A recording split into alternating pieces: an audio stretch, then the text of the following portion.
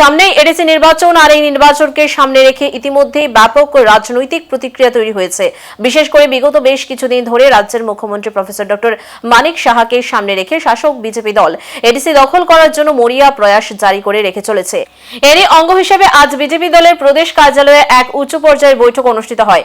এই বৈঠকে মুখ্যমন্ত্রী সহ দলের বিভিন্ন স্তরের বিশিষ্ট শীর্ষ নেতাদের উপস্থিতি পরিলক্ষিত হয়েছে। এই বৈঠক সম্পর্কে সংবাদ মাধ্যমকে অবগত করতে গিয়ে রাজ্যের মুখ্যমন্ত্রী প্রফেসর ডক্টর মানিক সাহা দাবি করেছেন, এডিসি নির্বাচনে দল কিভাবে কাজ করবে এবং কিভাবে এডিসিতে জয়লাভ করা যায় তার জন্য সাংগঠনিক কৌশল স্থির করার জন্য আজকের এই বৈঠক।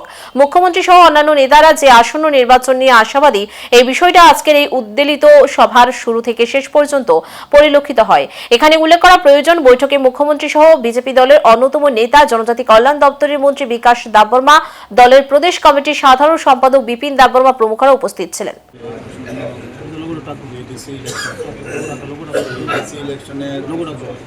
সামনে রেখে আমরা অলরেডি কাজ শুরু করেছি। তো আজকে এখানে সমস্ত যারা আমাদের জনজাতি মোর্চার যারা সদস্যরা আছেন বা অন্যান্য যারা নেতৃবৃন্দরা আছেন তাদেরকে আমরা দেখেছি এখানে সম্মান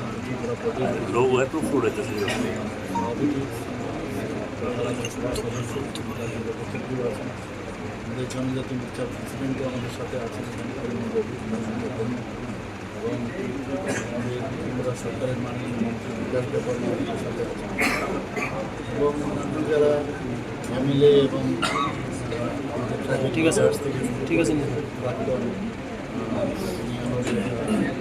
ছিলেন জেনারেল সেক্রেটারি সমস্ত যেখানে আমাদের যারা যারা অ্যাভেলেবল আছে অফিস দেওয়া সবাইকে আজকে এখানে ডাকা হচ্ছে।